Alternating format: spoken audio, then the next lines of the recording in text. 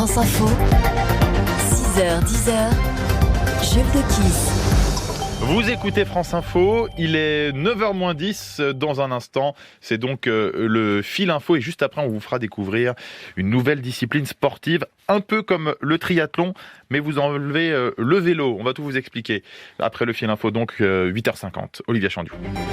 Près de 2000 blessés, au moins 300 morts et des centaines de personnes bloquées sous les décombres. Le bilan est dramatique en Haïti après un violent séisme. Hier, l'état d'urgence est décrété pour un mois sur l'île.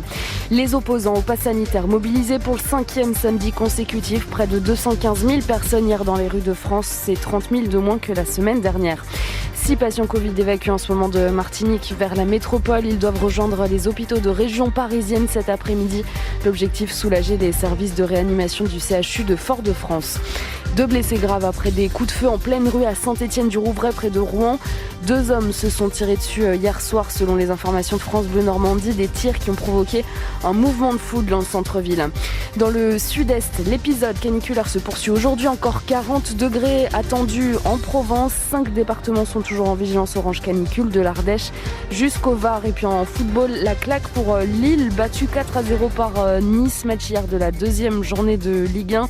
Le Paris Saint-Germain s'impose contre Strasbourg, 4-2 au Parc des Princes. Et puis en clôture ce soir, l'Olympique de Marseille reçoit Bordeaux. Le coup d'envoi, c'est à 20h45.